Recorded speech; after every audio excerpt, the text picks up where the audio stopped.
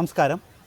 നേർക്കാഴ്ചയുടെ ഇന്നത്തെ ഈ എപ്പിസോഡിലേക്ക് എല്ലാ പ്രേക്ഷകർക്കും ഹൃദ്യമായ സ്വാഗതം. സീറോ മലബാർ സഭയുടെ ഔദ്യോഗിക സമുദായ സംഘടനയാണ് കത്തോലിക്ക കോൺഗ്രസ്. ഇന്ന് ഈ ഒരു കാലഘട്ടത്തിൽ കേരളത്തിലെ ക്രൈസ്തവരുടെ തന്നെ മൊത്തത്തിലുള്ള ഔദ്യോഗികമായ ശബ്ദമായി മാറുകയാണ് കത്തോലിക്ക കോൺഗ്രസ്. അത്തരത്തിലുള്ള പ്രവർത്തനങ്ങളാണ് ലോകം മുഴുവനുമുള്ള കത്തോലിക്ക കോൺഗ്രസ് പ്രവർത്തകർ ഇന്ന് കാഴ്ചവെക്കുന്നത്. ഇപ്പോൾ കേരളത്തിൽ ഈ കത്തോലിക്ക കോൺഗ്രസ് ഒരു യാത്രയ്ക്ക് തയ്യാറെടുക്കുകയാണ്. അവകാശ സംരക്ഷണ യാത്ര. കേരളത്തിൻ്റെ ഒരറ്റം മുതൽ അടുത്ത അറ്റം വരെ, കാസർഗോഡ് മുതൽ തിരുവനന്തപുരം വരെ നടത്തുന്ന വലിയൊരു ജാഥ. നീതി ഔദാര്യമല്ല, അവകാശമാണ് എന്ന സന്ദേശം കേരളം മുഴുവൻ നൽകിക്കൊണ്ടുള്ള ഈ യാത്രയുടെ പ്രധാന ലക്ഷ്യങ്ങൾ എന്തൊക്കെയാണ്? നേർക്കാഴ്ച ഇന്ന് ചർച്ച ചെയ്യുന്നു.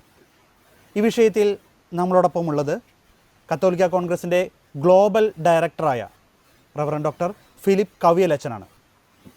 അച്ഛനെ നമുക്ക് നേർക്കാഴ്ചയുടെ ഇന്നത്തെ എപ്പിസോഡിലേക്ക് സ്വാഗതം ചെയ്യാം. അച്ഛ, സ്വാഗതം. ഒക്ടോബർ 13 അവകാശ സംരക്ഷണ യാത്ര കത്തോലിക്ക കോൺഗ്രസിൻ്റെ ആരംഭിക്കുന്നത്. എന്താണ് അച്ഛാ ഈ ഒരു യാത്രയുടെ ലക്ഷ്യം എന്ന് പറയുന്നത്? അതോടൊപ്പം തന്നെ നീതി ഔദാര്യമല്ല, അവകാശമാണ് എന്ന മുദ്രാവാക്യത്തിലൂടെ കേരളത്തിനും അതല്ലെങ്കിൽ ഇവിടുത്തെ രാഷ്ട്രീയ പ്രസ്ഥാനങ്ങൾക്കും സർക്കാരിനും നൽകുന്ന സന്ദേശം എന്താണ്? കത്തോലിക്ക കോൺഗ്രസിൻ്റെ നേതൃത്വത്തിൽ കേരളത്തിലെ ഉടനീളം ഒരു യാത്ര നടത്തപ്പെടുകയാണ്. ഈ തിങ്കളാഴ്ച, അതായത് 13 തീയതി ഉച്ചകഴിഞ്ഞ് 3:30 കാസർഗോഡ് ഡിസ്ട്രിക്റ്റിലെ പാണത്തൂർ എന്ന സ്ഥലത്ത് വെച്ച് തലശ്ശേരി അതിരൂപത ആർച്ച് ബിഷപ്പ് മാർ ജോസഫ് പമ്പ്ളാനി പിതാവ് ഉദ്ഘാടനം ചെയ്യുന്ന കത്തോലിക്ക കോൺഗ്രസിൻ്റെ ബിഷപ്പ് ലെഗേറ്റ് മാർ റെമീജി സിഞ്ചനേനി പിതാവ് ഫ്ലാഗ് ഓഫ് ചെയ്യുന്ന ഈ യാത്ര നയിക്കുന്നത് കത്തോലിക്ക കോൺഗ്രസിൻ്റെ പ്രസിഡന്റ് ശ്രീ രാജീവ് കൊച്ചുപറമ്പിൽ സാറാണ്. കത്തോലിക്ക കോൺഗ്രസിൻ്റെ എല്ലാ പ്രവർത്തകരും വിവിധ ഇടങ്ങളിൽ വമ്പിച്ച സ്വീകരണമാണ് ഈ യാത്രയ്ക്ക് നൽകാൻ പോകുന്നത്. ഇതിനോടകം പൊതുജനത്തിൻ്റെ ഭാഗത്തു നിന്ന് വളരെയധികം പോസിറ്റീവായ റെസ്പോൺസാണ് ഞങ്ങൾക്ക് ലഭിച്ചിരിക്കുന്നത്. സാധാരണക്കാർക്ക് വേണ്ടി ശബ്ദമുയർത്തുവാൻ കത്തോലിക്ക കോൺഗ്രസ് ഈ കഴിഞ്ഞ കാലഘട്ടങ്ങളിൽ പരിശ്രമിച്ചതിൻ്റെ ഒരു പരിണിത ഫലം കൂടിയാണ് ഇന്ന് ലഭിക്കുന്ന ഈ സ്വീകാര്യത. കാരണം കത്തോലിക്ക കോൺഗ്രസ് ഇവിടുത്തെ ന്യൂനപക്ഷ വിഭാഗങ്ങൾക്കും പ്രത്യേകിച്ച് ക്രൈസ്തവരുടെ അവകാശങ്ങൾ ലഭിക്കേണ്ട കാര്യത്തെക്കുറിച്ചും അതുപോലെ സാധാരണക്കാരായ കർഷകരുടെ പ്രശ്നങ്ങളും സമൂഹ മധ്യത്തിലും ഗവൺമെന്റിന്റെ മുമ്പിലും അവതരിപ്പിക്കുവാൻ ഈ യാത്രയിലൂടെ ഉദ്ദേശിക്കുകയാണ്. ചിലരൊക്കെ ചോദിക്കുന്നുണ്ട്, എന്തുകൊണ്ടാണ് ഈ ഇലക്ഷന് മുമ്പ് ഇത് നടത്തുന്നത്? ഇലക്ഷന് മുമ്പ് മാത്രമല്ല, ഞങ്ങൾ പലതവണ ഈ കാര്യങ്ങളൊക്കെ ആവർത്തിച്ച് ഗവൺമെന്റിനോട് ആവശ്യപ്പെട്ടതാണ്. 2 വർഷങ്ങൾക്ക് മുമ്പ് ഞങ്ങൾ ഒരു കേരളത്തിലെ അതിജീവന യാത്ര നടത്തിയിരുന്നു. അന്ന് പറഞ്ഞിരുന്ന പല കാര്യങ്ങളും ഗവൺമെന്റ് തമസ്കരിച്ചതുകൊണ്ട് ഈ കേരളീയ പൊതുസമൂഹത്തിൽ ഒത്തിരിയേറെ സാധാരണക്കാർക്ക് ബുദ്ധിമുട്ടേണ്ടി വന്നിട്ടുണ്ട്. ഉദാഹരണത്തിന് വന്യജീവി ആക്രമണങ്ങളുടെ പരമ്പര തന്നെ ഇവിടെ ഉണ്ടായി. 2 വർഷം മുമ്പ് ഞങ്ങൾ വളരെ കൃത്യമായിട്ട് ഈ ഒരു വിഷയം പൊതുജന സമൂഹത്തിനും സർക്കാരിൻ്റെ ശ്രദ്ധയിൽ കൊണ്ടുവന്നതാണ്. വന്യജീവി ആക്രമണത്തിനെതിരെ കൃത്യമായ നടപടിയെടുക്കണമെന്ന് ഗവൺമെന്റിനോട് ആവശ്യപ്പെട്ടിട്ടും അത് വളരെ നിസ്സാരവൽക്കരിക്കുകയും വളരെ ലാഘവ ബുദ്ധിയോടെ വനം വന്യജീവി വകുപ്പ് കാണുകയും ചെയ്തതുകൊണ്ട് നൂറുകണക്കിന് ആളുകളുടെ ജീവന് ഭീഷണി ഇവിടെ ഉണ്ടായി. അനേകർക്ക് ജീവൻ നഷ്ടപ്പെട്ടുവെന്ന് നമ്മളൊക്കെ കണ്ടതാണ്. മാധ്യമങ്ങൾ അനുനിമിഷം അല്ലെങ്കിൽ അനുദിനം ഈ സംഭവങ്ങൾ റിപ്പോർട്ട് ചെയ്യുന്നതുണ്ട്. അതുപോലെ തന്നെ മറ്റു കാര്യങ്ങൾ, ഈ ഇത്തവണത്തെ കത്തോലിക്ക കോൺഗ്രസിന്റെ നേതൃത്വത്തിലുള്ള യാത്ര, അതിന്റെ പേര് തന്നെ അവകാശ സംരക്ഷണ യാത്ര എന്നാണ്. പൗരന്മാരുടെ അവകാശങ്ങൾ ഈ രാജ്യത്ത് സംരക്ഷിക്കപ്പെടണം. അത് ഗവൺമെന്റിന്റെ ഉത്തരവാദിത്തമാണ്. ചിലർ ചോദിക്കാറുണ്ട്, നിങ്ങൾ എന്തിനാണ് ഈ ഗവൺമെന്റിനെ കുറ്റപ്പെടുത്തുന്നത്? ഭരിക്കുന്ന ഗവൺമെന്റിനോടല്ലാതെ മറ്റാരോടാണ് നമുക്ക് നമ്മുടെ ആവശ്യങ്ങൾ ആവശ്യപ്പെടുവാൻ സാധിക്കുക? കാരണം ഭരിക്കുന്നവർക്കാണ് അധികാരമുള്ളത്, അവർക്കാണ് ഇവിടെ എന്തെങ്കിലും മാറ്റം വരുത്താൻ സാധിക്കുന്നത്. ഈ ഭരണവർഗത്തിന്റെ ഭാഗത്ത് നിന്ന് തുടർച്ചയായ അവഗണനകളും പുച്ഛത്തോടെയുള്ള നിലപാടുകളും അനുഭവിക്കേണ്ടി വരുമ്പോൾ സ്വാഭാവികമായും നമ്മൾ തെരുവിലിറങ്ങേണ്ടി വരും. അതാണ് ഇപ്പോൾ ഇവിടെ സംഭവിക്കുന്നത്. ആദ്യമായി ഞങ്ങൾ ആവശ്യപ്പെടുന്ന കാര്യം നീതി ഔദാര്യമല്ല, അവകാശമാണ്. ഈ നാട്ടിലെ ഭരണഘടന വിഭാവനം ചെയ്യുന്ന അവകാശങ്ങൾ എല്ലാ പൗരന്മാർക്കും ഒരേപോലെ ലഭിക്കേണ്ടതുണ്ട്. അത് ന്യൂനപക്ഷമായാലും ഭൂരിപക്ഷമായാലും ഒരുപോലെ ബാധകമാണ് എന്ന കാര്യം ഒരിക്കൽ കൂടി ആവർത്തിക്കുവാൻ ഞങ്ങൾ ആഗ്രഹിക്കുകയാണ്. ഈ രാജ്യത്തിലെ മതേതരത്വ സ്വഭാവം, മതേതരത്വ ഭരണഘടന അത് വിഭാവനം ചെയ്യുന്ന കാര്യങ്ങൾ ഈ നാട്ടിൽ നടപ്പിൽ വരുത്തണം. ഇവിടെ ഇന്ത്യൻ പൗരന് ഏത് മതത്തിൽ വേണമെങ്കിലും വിശ്വസിക്കുവാനും ആ മതം പ്രാക്ടീസ് ചെയ്യുവാനും ആ മതം പ്രചരിപ്പിക്കുവാനും കൂടിയുള്ള അവകാശം, അനുവാദം ഇന്ത്യ മഹാരാജ്യത്ത് ഇന്ത്യൻ ഭരണഘടന ആർട്ടിക്കിൾ 25 വളരെ വ്യക്തമാക്കിക്കൊണ്ട് അനുവദിക്കുന്നുണ്ട്. അതിന് വിരുദ്ധമായ ചില നിലപാടുകൾ സമീപകാലത്ത് ഉത്തരേന്ത്യൻ സംസ്ഥാനങ്ങളിലൂടെ നമ്മൾ കാണുകയുണ്ടായി. അതിന് ചിലരൊക്കെ ഇവിടെയും കുട പിടിക്കുന്നതായിട്ട് ഞങ്ങൾ കണ്ടു. അത് ശരിയല്ല. മുസ്ലിം ആയാലും ഹിന്ദു ആയാലും ക്രിസ്ത്യാനി ആയാലും എല്ലാവരും തുല്യ അവകാശമുള്ള പൗരന്മാരാണെന്നും അവരവർക്ക് അവരവരുടെ മതങ്ങൾ വിശ്വസിക്കുവാനും പ്രാക്ടീസ് ചെയ്യുവാനും പ്രചരിപ്പിക്കുവാനുള്ള അനുവാദമുണ്ട് എന്ന സത്യം ഞങ്ങൾ ഒരിക്കൽ കൂടി ഈ യാത്രയിൽ എടുത്തു പറയും. അതുപോലെ തന്നെ മറ്റു കാര്യങ്ങളിലേക്ക് കടക്കുമ്പോൾ ഭരണഘടനാ സംരക്ഷണം ന്യൂനപക്ഷങ്ങൾക്ക് ഗവൺമെന്റാണ് കൊടുക്കേണ്ടത്. ഇവിടെ ന്യൂനപക്ഷങ്ങളുടെ പല അവകാശങ്ങളും കവർന്നെടുക്കുന്നതായി നമ്മൾ കാണുന്നു. ഈ നാട്ടിലെ ന്യൂനപക്ഷങ്ങൾക്ക് ഗവൺമെന്റ് അനുവദിച്ചു കൊടുത്തിരിക്കുന്ന വിദ്യാഭ്യാസ സ്ഥാപനങ്ങളുണ്ട്. അത് ഗവൺമെന്റ് അനുവദിച്ചിരിക്കുന്നതല്ല, ഭരണഘടന അനുസരിച്ചുള്ള അവകാശമാണ്. അതിന്മേൽ കാലാകാലങ്ങളിൽ മാറി വരുന്ന ഗവൺമെന്റുകൾ, സംസ്ഥാന ഗവൺമെന്റുകൾക്ക് കുതിര കയറാൻ അനുവാദമില്ല. അത് ഞങ്ങൾ തുറന്നു പറയുകയാണ്. ഈ അടുത്ത കാലത്ത് ഭിന്നശേഷി നിയമനങ്ങളുടെ പേര് പറഞ്ഞ് സാധാരണക്കാരായ അനേകം അധ്യാപകരുടെ ഏകദേശം 16,000-ഓളം അധ്യാപകരാണ് ക്രൈസ്തവ സ്ഥാപനങ്ങളിൽ മാനേജ്മെന്റുകളിലുള്ളത്. അവരുടെ നിയമനങ്ങൾ അംഗീകരിക്കാതെ വെച്ച് താമസിപ്പിക്കുന്നത് കൊണ്ട് വളരെയധികം ബുദ്ധിമുട്ടുകൾ അനുഭവിക്കുന്ന അനേകം കുടുംബങ്ങൾ ഈ കേരളത്തിലുണ്ട് എന്നുള്ളത് സത്യമാണ്. ഇത് ഞങ്ങൾ പറഞ്ഞു കഴിഞ്ഞപ്പോൾ അഭ്യുന്നത പിതാക്കന്മാരും സമുദായ നേതാക്കന്മാരും പറഞ്ഞപ്പോൾ ബഹുമാനപ്പെട്ട സ്പീക്കർ വളരെ നിഷേധാത്മകമായൊരു നിലപാടാണ് നിയമസഭയിൽ സ്വീകരിച്ചത് എന്നത് ഞങ്ങൾക്കൊക്കെ വളരെയധികം വേദനയും നിരാശയും ജനിപ്പിക്കുന്നതായി. ഭരിക്കുന്ന ഒരു ഗവൺമെന്റിനോട് ഒരു കാര്യം പറയുമ്പോൾ അത് ചർച്ച ചെയ്യാൻ ഈ നിയമസഭയിൽ എന്തുകൊണ്ട് സാധിക്കുന്നില്ല? അഭ്യുന്നത പിതാക്കന്മാരോ സമുദായ നേതാക്കന്മാരോ രാഷ്ട്രത്തെ സംബന്ധിച്ച കാര്യങ്ങൾ പറയുമ്പോൾ ആ കാര്യം പ്രസക്തമായ കാര്യമാകുമ്പോൾ എന്തുകൊണ്ട് അത് ചർച്ച ചെയ്തുകൂടാ? ഈ പറയുന്ന മത നേതാക്കന്മാരുടെയും സമുദായ നേതാക്കന്മാരുടെയും വോട്ടിന് വിലയില്ലേ? നമ്മളൊക്കെ വോട്ട് ചെയ്താണ് ഇവരെയൊക്കെ വിജയിപ്പിച്ചത്. അത് വിജയത്തിലേറി കഴിയുമ്പോൾ, വിജയിച്ചു കഴിയുമ്പോൾ, അധികാരത്തിലെത്തിക്കഴിയുമ്പോൾ വളരെ സൗകര്യപൂർവ്വം മറക്കുന്നത് ശരിയല്ല എന്ന് ഞങ്ങൾ സ്നേഹബുദ്ധിയ ഓർമ്മപ്പെടുത്തുകയാണ്. അതുപോലെ ക്രൈസ്തവരായ ന്യൂനപക്ഷത്തിന്റെ അവകാശങ്ങളെക്കുറിച്ച് പഠിക്കുവാൻ, അവരുടെ പിന്നോക്ക അവസ്ഥയെക്കുറിച്ച് വളരെ വ്യക്തമായി പഠിക്കുവാൻ വേണ്ടി ഈ ഇടതുപക്ഷ സർക്കാർ തന്നെ, ശ്രീ പിണറായി വിജയൻ മുഖ്യമന്ത്രി ആയിരിക്കുന്ന ഇടതുപക്ഷ സർക്കാർ തന്നെ സ്ഥാപിച്ച JB കോശി കമ്മീഷന്റെ റിപ്പോർട്ട് മാസങ്ങളും വർഷങ്ങളും കഴിഞ്ഞിട്ടും ഇതുവരെ പൂർണ്ണമായ രീതിയിൽ പ്രസിദ്ധീകരിച്ചിട്ടില്ല എന്നുള്ളത് സംശയാസ്പദമായിട്ട് ഞങ്ങൾക്ക് തോന്നുകയാണ്. തീർച്ചയായിട്ടും ഓരോ തവണയും അതായത് വളരെയധികം ജനകീയ പ്രശ്നങ്ങൾ മുന്നോട്ട് വെച്ചുകൊണ്ടുള്ള ഒരു യാത്ര തന്നെയാണ് കത്തോലിക്ക കോൺഗ്രസ് ഈ 13-ാം തീയതി ആരംഭിക്കാൻ പോകുന്നത്. കത്തോലിക്ക കോൺഗ്രസ് ഇന്നത്തെ കാലഘട്ടത്തിൽ കേരളത്തിൽ തന്നെ ശക്തമായ ഒരു സാമുദായിക സംഘടന കൂടെ ആണ്. ഈ ഒരു യാത്രയ്ക്ക് ഉദ്ഘാടനം ചെയ്യുന്നത് പാമ്പ്ളാനി പിതാവാണ്. ഒപ്പം താമരശ്ശേരി രൂപതയുടെ റെമിജസ് പിതാവും ഇതിൽ പങ്കെടുക്കുന്നുണ്ട്. എത്രത്തോളം ആളുകൾ ഈ ഒരു ജാഥയിൽ ഉണ്ടാകും, അതോടൊപ്പം തന്നെ സീറോ മലബാർ സഭയുടെ ആ ഒരു സപ്പോർട്ട് അല്ലെങ്കിൽ പൂർണ്ണമായ സപ്പോർട്ട് ഈ ഒരു അവകാശ സംരക്ഷണ യാത്രയ്ക്ക് ഉണ്ടാകുമോ? തീർച്ചയായും സീറോ മലബാർ സഭയുടെ ഔദ്യോഗിക സമുദായ സംഘടനയാണ് കത്തോലിക്ക കോൺഗ്രസ്. അപ്പൊ ഈ കത്തോലിക്ക കോൺഗ്രസിലെ അഭ്യുന്നത പിതാക്കന്മാരുടെ സാന്നിധ്യം തന്നെ ഈ സഭയുടെ പിന്തുണയാണ് കാണിക്കുന്നത്. ഈ സീറോ മലബാർ സഭയുടെ സഭാ സിനഡാണ് അതിന്റെ പരമാധികാര സമിതി. സഭാ സിനഡാണ് കത്തോലിക്ക കോൺഗ്രസിന്റെയും അവസാന വാക്ക്. ഈ സഭാ സിനഡിന്റെ പ്രതിനിധിയാണ് അഭിമന്യ മാർ റെമീജിയസ് സിഞ്ചനാനി പിതാവ്. അതുകൊണ്ടാണ് അദ്ദേഹത്തെ ബിഷപ്പ് ലെഗേറ്റ് എന്ന് ഞാൻ ആദ്യം അഭിസംബോധന ചെയ്തത്. അദ്ദേഹമാണ് ഇതിന്റെ ബിഷപ്പ് ലെഗേറ്റ് സിറോ മലബാർ സിനഡിന് വേണ്ടി ഈ സംഘടനയുടെ കാര്യങ്ങളെല്ലാം നിയന്ത്രിക്കുന്നത്. ഈ ബിഷപ്പ് ലെഗേറ്റിനോട് ചേർന്നാണ് ഗ്ലോബൽ ഡയറക്ടറായിട്ടുള്ള ഞാനും പ്രവർത്തിക്കുന്നത്.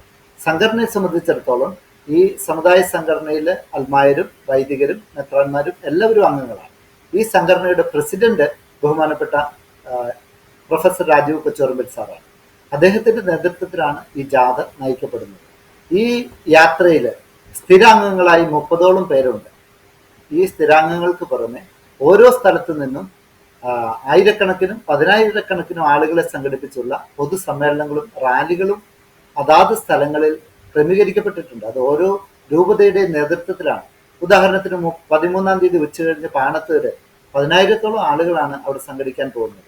അത് സമീപത്തുള്ള 3-4 ഫൊറോനകളിലുള്ള എല്ലാ യൂണിറ്റുകളും 50-55 യൂണിറ്റുകളിൽ നിന്നുള്ള അംഗങ്ങൾ അവിടെ വരും. അഭിനയ പിതാക്കന്മാർ ഉദ്ഘാടനം ചെയ്യുന്ന ഈ സമ്മേളനത്തിൽ നാനാജാതി വിഭാഗത്തിൽപ്പെട്ട നേതാക്കന്മാരൊക്കെ വരികയും ജാഥ ക്യാപ്റ്റന് ഹാരാർപ്പണം നടത്തുകയും ചെയ്യും. കാരണം ഇത് പൊതുജനത്തിന്റെ വിഷയമാണ്, ക്രൈസ്തവരുടെ മാത്രം വിഷയമല്ല. കാർഷിക വിലകളുടെ വിലയിടിവ് എന്ന് പറയുന്നത് ക്രൈസ്തവരുടെ മാത്രം വിഷയമല്ല, കർഷകരായിട്ടുള്ള സാധാരണ ജനങ്ങളുടെ വിഷയമാണ്. ഇപ്പൊ റബ്ബർ കർഷകരുടെ വിഷയം പറയുമ്പോൾ ഈ ഗവൺമെന്റ് തന്നെ അവരുടെ പ്രകടന പത്രികയിൽ ആരും പറയാതെ ഇങ്ങോട്ട് വാഗ്ദാനം ചെയ്തതാണ് 250 രൂപ തറവില കൊടുക്കുമെന്ന്. അത് അവരുടെ എക്സ്പെർട്ട് കമ്മിറ്റികൾ വളരെയധികം കൂലങ്കഷമായിട്ട് പഠിച്ചിട്ട് സാധാരണ റബ്ബർ കർഷകന് നഷ്ടമില്ലാതെ ജീവിക്കാൻ ആവശ്യത്തിനുള്ള തുക കിട്ടണമെങ്കിൽ ഏറ്റവും കുറഞ്ഞത് 250 രൂപയിലും വേണമെന്ന് പറഞ്ഞ് അവരെ കൊണ്ട് ചെയ്യിച്ചതാണ്. ആ ഒരു വാഗ്ദാനം പോലും നാളിതുവരെ 2 ഊഴം ലഭിച്ചിട്ടും ഇടതുപക്ഷ സർക്കാരിന് നടപ്പിൽ വരുത്തുവാൻ സാധിച്ചില്ല എന്ന് പറഞ്ഞാൽ അത് കർഷക ദ്രോഹ നയത്തിന്റെ ഭാഗമായിട്ട് ഞങ്ങൾക്ക് കാണാൻ സാധിക്കുകയുള്ളൂ. തീർച്ചയായിട്ടും ഓക്കെ, എനിക്ക് തോന്നുന്നു ഈ ഒരു വിഷയങ്ങളിലേക്ക് നമുക്ക് കൂടുതൽ കുറച്ചും കൂടി ഡീറ്റെയിൽ ആയിട്ട് വരാം. അതിനു മുമ്പ് വെച്ചാൽ ഈ യാത്രയുടെ ഒരു റൂട്ട് മാപ്പ് അതെങ്ങനെയായിരിക്കും? അതായത് ഏതെല്ലാം സ്ഥലങ്ങളിൽ ഇതിന് സ്വീകരണം ഉണ്ടാവും, എത്രത്തിലാണ് ഇതിൻ്റെ യാത്ര സംഘടിപ്പിക്കുന്നത്, പ്രതിഷേധ യോഗങ്ങൾ അല്ലെങ്കിൽ അവകാശ സംരക്ഷണ യോഗങ്ങൾ ഏതെല്ലാം സെൻറ്ററുകൾ ഉണ്ടാകും, എങ്ങനെയാണ് ഈ ഒരു 13 മുതൽ 24 വരെയുള്ള ദിവസങ്ങൾ നിങ്ങൾ ക്രമീകരിച്ചിരിക്കുന്ന ആരംഭത്തിലൊന്ന് പ്രാരംഭമായും പറയാവും? ഞാൻ ചുരുക്കത്തിൽ പറയാം, ഓരോന്നും വളരെ ഡീറ്റെയിൽ ആയിട്ട് പറഞ്ഞ ഒത്തിരിയേറെ ചുരുക്കത്തിൽ ഒന്ന് പറഞ്ഞാൽ മതി. 13-ാം തീയതി പാണത്തൂർ എന്ന സ്ഥലത്ത് കാസർഗോഡ് ഡിസ്ട്രിക്റ്റിൽ തുടങ്ങി പിറ്റേ ദിവസം രാവിലെ 14-ാം തീയതി കാസർഗോഡ് ഡിസ്ട്രിക്റ്റിൽ തന്നെയുള്ള ചിറ്റാരിക്കാൽ എന്ന പ്രദേശത്ത് 10,000-ഓളം ആളുകൾ വീണ്ടും അവിടെ സംഘടിക്കുകയും ഒരു റാലി നടത്തുകയും ചെയ്യും. അതിനുശേഷം തുടർന്ന് കണ്ണൂർ ഡിസ്ട്രിക്റ്റില് ആലക്കോടിനടുത്തുള്ള തേർത്തല്ലി എന്ന പ്രദേശത്ത് ഈ ജാഥയ്ക്ക് സ്വീകരണവും സമ്മേളനവും ഉണ്ട്. അതിനുശേഷം ജാഥ തുടർന്ന് ചെമ്പേരി എന്ന സ്ഥലത്തേക്ക്, കുടിയേറ്റ ഗ്രാമമായ കേന്ദ്രമായ ചെമ്പേരിയിലേക്ക് തുടർന്ന് പോകുന്നതാണ്. അതിനുശേഷം ഉളിക്കൽ പ്രദേശത്ത് എത്തിച്ചേരും. ഉളിക്കൽ എന്ന് പറയുന്നത് ഇരിട്ടി അടുത്തുള്ള സ്ഥലമാണ്. അവിടെ പോകാനൊരു പ്രത്യേക കാരണമുണ്ട്. ഈ കാസർഗോഡ് മുതൽ വയനാട് വരെയുള്ള 400 kV ലൈൻ കടന്നു പോകുന്ന ഒരു മേഖലയാണത്. അവിടെയുള്ള അനേകം കർഷകർക്ക് നഷ്ടപരിഹാരം ലഭിക്കാത്തത് കൊണ്ട് അവരൊക്കെ ആക്ഷൻ കമ്മിറ്റികളൊക്കെ രൂപീകരിച്ച് കത്തോലിക്ക കോൺഗ്രസിന്റെയും സഹായം അഭ്യർത്ഥിച്ചിട്ടുണ്ട്. ഗവൺമെന്റ് ആവശ്യത്തിനുള്ള നഷ്ടപരിഹാരം കൊടുക്കുന്നില്ല എന്ന് അവർക്കൊക്കെ പരാതിയുണ്ട്. പലതവണ ചർച്ചകൾ നടത്തിയിട്ടും ഗവൺമെന്റ് കർഷകർക്ക് അവർക്ക് ചേർന്ന വിധത്തിലുള്ള ജീവിക്കാൻ ആവശ്യമായിട്ടുള്ള ഒരു നഷ്ടപരിഹാര പാക്കേജ് ഇതുവരെ നടത്തിയിട്ടില്ല. അതുകൊണ്ട് ഉളിക്കൽ പ്രദേശത്ത് പ്രത്യേകം കടന്നു പോകുന്നു. അവിടെ അനേകം ആളുകൾ പങ്കെടുക്കും. അവിടെ അതിനുശേഷം പോകുന്നത് ഇരിട്ടിക്ക് അടുത്തുള്ള പേരാവൂർ എന്ന പ്രദേശം. പേരാവൂർ വളരെ വിപുലമായ സജ്ജീകരണങ്ങളാണ് നടത്തിയിരിക്കുന്നത്. 10,000-കണക്കിന് ആളുകളാണ് അവിടെ പങ്കെടുക്കുന്നത്. അഭിനന്യമാർ റെമീജിയസ് പിതാവും അഭിനന്യമാർ ജോസഫ് പാംബ്ലാനി പിതാവും അവിടെയുണ്ട്. അനേകം നേതാക്കന്മാർ അവിടെ വരുന്നുണ്ട്. വലിയ റാലിയും സമ്മേളനവും അവിടെ നടത്തും. അങ്ങനെ ആണ് കണ്ണൂർ കാസർഗോഡ് ഡിസ്ട്രിക്റ്റിലുള്ളത്. അതിനുശേഷം മാനന്തവാടി രൂപതയിലേക്ക് കടക്കുമ്പോൾ വയനാട് ജില്ലയിലുള്ള വിവിധ സ്ഥലങ്ങളിൽ, മാനന്തവാടിയിൽ, ബത്തേരിയിൽ, അങ്ങനെ പല സ്ഥലങ്ങളിൽ അവിടെ അറേഞ്ച് ചെയ്തിട്ടുണ്ട്. അതിനുശേഷം വീണ്ടും താമരശ്ശേരിയിൽ, കോഴിക്കോട് ജില്ലയിലെ താമരശ്ശേരി രൂപതയുടെ നേതൃത്വത്തിലാണ് വിവിധ സ്ഥലങ്ങളിൽ സ്വീകരണങ്ങൾ ക്രമീകരിച്ചിട്ടുള്ളത്. അങ്ങനെ ഓരോ ജില്ലയും കടന്ന് 24-ാം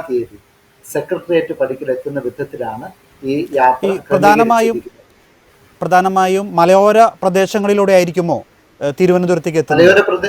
മലയോര പ്രദേശങ്ങളുണ്ട്, ടൗൺ പ്രദേശങ്ങളുണ്ട്. എറണാകുളം ജില്ലയിലെ കാലടിയിൽ നമ്മൾ പോകുന്നുണ്ട്, അതുപോലെ തൃശ്ശൂർ നഗരത്തിലുണ്ട്, ഇരിങ്ങാലക്കുടയുണ്ട്. അപ്പം മലയോര പ്രദേശങ്ങൾ മാത്രമല്ല, ടൗൺ പ്രദേശങ്ങളും ഇത് ടച്ച് ചെയ്യുന്നുണ്ട്. എങ്കിലും കൂടുതൽ കർഷകരുടെ കേന്ദ്രങ്ങളിലൂടെയാണ് ഈ യാത്ര സഞ്ചരിക്കുന്നത്. ഇടുക്കിയിലെ കർഷക കേന്ദ്രങ്ങളോട് നമ്മൾ പോകുന്നു. കത്തോലിക്ക കോൺഗ്രസ് നടത്തുന്ന ഈ ഒരു അവകാശ സംരക്ഷണ റാലിയോട് കേരളത്തിലെ ക്രൈസ്തവ മറ്റ് സംഘടനകൾ, പ്രത്യേകിച്ച് സീറോ മലബാറിലെ മറ്റ് സംഘടനകൾ ഇതിന് പിന്തുണയുമായി ഉണ്ടോ? തീർച്ചയായും എല്ലാ സംഘടനകളെയും ചേർത്ത് നിർത്തിയാണ് നമ്മൾ ഈ യാത്ര നടത്തുന്നത്. തലശ്ശേരി അതിരൂപതയിൽ അഭിനന്ദ ജോസഫ് പാമ്പ്ലാനി പിതാവിൻ്റെ ഒരു ഇടയലേഖനം തന്നെ ഉണ്ടായിരുന്നു. അതിനകത്ത് പിതാവ് വളരെ കൃത്യമായിട്ട് പറഞ്ഞിട്ടുണ്ട്, കത്തോലിക്ക കോൺഗ്രസ് ഒരു അംബർല സംഘടന പോലെ ഇതിന് നേതൃത്വം നൽകുന്നു. എല്ലാ സംഘടനകളും ചേർന്ന് സഹകരിച്ച് എല്ലാവരും ഒരുമിച്ച് വേണം പ്രവർത്തിക്കാമെന്ന് കൃത്യമായ നിർദ്ദേശമുണ്ട്. ഇത് വിവിധ രൂപതകളിലെ അഭിനന്ദ പിതാക്കന്മാര് അതേ രീതിയിൽ ആഹ്വാനങ്ങൾ നൽകിയിട്ടുണ്ട്. ഇത് എല്ലാവരെയും ബാധിക്കുന്ന വിഷയമാണ്. ഈ വിഷയങ്ങളിലേക്ക് ഒരു നേതൃത്വം കത്തോലിക്ക കോൺഗ്രസ് എടുക്കുന്ന എന്താണെന്ന് ചോദിച്ചാൽ, കത്തോലിക്ക കോൺഗ്രസ് ആണ് സഭയുടെ ഔദ്യോഗിക സമുദായ സംഘടന. ഈ സംഘടനയുടെ ഉദ്ദേശം തന്നെ സാമുദായിക, സാമ്പത്തിക, രാഷ്ട്രീയ, സാംസ്കാരിക മേഖലകളിൽ സഭയ്ക്ക് വേണ്ടി ഈ സംഘടനയാണ്, ഈ സമുദായ സംഘടനയാണ് ശബ്ദിക്കേണ്ടത്, കാര്യങ്ങൾ ക്രമീകരിക്കേണ്ടത്. അതുകൊണ്ട് തീർച്ചയായിട്ടും വെച്ചാൽ ഈ ഒരു യാത്രയുടെ ലക്ഷ്യത്തിൽ, അതായത് ജനകീയ ആവശ്യങ്ങളോട് രാഷ്ട്രീയ പാർട്ടികൾ കാണിക്കുന്ന അവഗണനയും ഇരട്ടത്താപ്പും എന്ന് പ്രത്യേകം എനിക്കൊന്ന് കത്തോലിക്ക കോൺഗ്രസ് കൃത്യമായി പറയുന്നുണ്ട് ഈ ഒരു ജാഥയുടെ ലക്ഷ്യം എന്നുള്ളത്. എന്താണ് നമ്മുടെ ഈ ഒരു കേരളത്തിലെ 3 മുന്നണികളും, പ്രധാനപ്പെട്ട 3 മുന്നണികളും ക്രൈസ്തവരുടെ ആവശ്യങ്ങളോട് സ്വീകരിക്കുന്ന ഇരട്ടത്താപ്പ് അതെന്തൊക്കെയാണ്? ഇരട്ടത്താപ്പ് എന്ന് പറയുന്നത്, ഭരണം ലഭിക്കുന്നതിന് മുമ്പ് ക്രൈസ്തവരുടെ സഹായം എല്ലാവർക്കും വേണം. ഭരണം തുടങ്ങിക്കഴിയുമ്പോൾ വളരെ സൗകര്യപൂർവ്വം പല കാര്യങ്ങളിലും ക്രൈസ്തവരെ അവഗണിക്കുന്നതായിട്ടാണ് കഴിഞ്ഞ കാലങ്ങളിൽ ഞങ്ങളുടെ അനുഭവം. ഒരു കാര്യം ഞാൻ വളരെ വ്യക്തമായിട്ട് പറയാൻ ആഗ്രഹിക്കുകയാണ്. കത്തോലിക്ക കോൺഗ്രസിന് കക്ഷി രാഷ്ട്രീയമില്ല. കത്തോലിക്ക കോൺഗ്രസ് ഇടതുപക്ഷത്തിന്റെ ഭാഗമോ വലതുപക്ഷത്തിന്റെ ഭാഗമോ BJPയുടെ ഭാഗമോ അല്ല. കക്ഷി രാഷ്ട്രീയം ഞങ്ങൾക്കില്ല. പക്ഷേ പ്രശ്നാധിഷ്ഠിതമായ രാഷ്ട്രീയ നിലപാടാണ് കത്തോലിക്ക കോൺഗ്രസിനുള്ളത്. എന്താണ് പ്രശ്നാധിഷ്ഠിതമായ രാഷ്ട്രീയ നിലപാട് എന്ന് പറയുന്നത്? ഇപ്പോൾ വിദ്യാഭ്യാസത്തിന്റെ കാര്യം വന്നു. ഈ വിദ്യാഭ്യാസ നിയമനങ്ങളുടെ കാര്യം വന്നപ്പോൾ അത് ഇടതുപക്ഷ സർക്കാരാണ് ഭരിക്കുന്നത് എന്നുള്ളത് കൊണ്ട് ഇടതുപക്ഷ സർക്കാരിന്റെ വികലമായ നയത്തിനെതിരെ ഞങ്ങൾ പ്രതികരിക്കും. അവിടെ ഞങ്ങൾ ഇടതുപക്ഷത്തിനോട് പറയുന്നതിൽ യാതൊരു മടിയും കാണിക്കുകയില്ല. ഇനി വലതുപക്ഷമായിരുന്നു ഭരിച്ചിരുന്നതെങ്കിൽ അവരാണ് ഇപ്രകാരം ഒരു നയം സ്വീകരിക്കുന്നത്, അവരോട് ഞങ്ങൾ തുറന്നു പറയും, അതിന് യാതൊരു മടിയുമില്ല. പക്ഷേ കക്ഷി രാഷ്ട്രീയത്തിന് അടിമകളല്ല കത്തോലിക്കര്. അതിൻ്റെ അംഗങ്ങൾക്ക് ഏത് രാഷ്ട്രീയത്തിലും വിശ്വസിക്കാം. പക്ഷേ സമുദായത്തിൻ്റെ താല്പര്യങ്ങളെ സംരക്ഷിക്കുന്നവരെ ഈ സമുദായ സംഘടന തിരിച്ചറിയുകയും അവർക്ക് അനുകൂലമായ നിലപാടെടുക്കുകയും ചെയ്യും എന്ന് പറയുന്നതിൽ ഞങ്ങൾക്ക് ബുദ്ധിമുട്ടില്ല.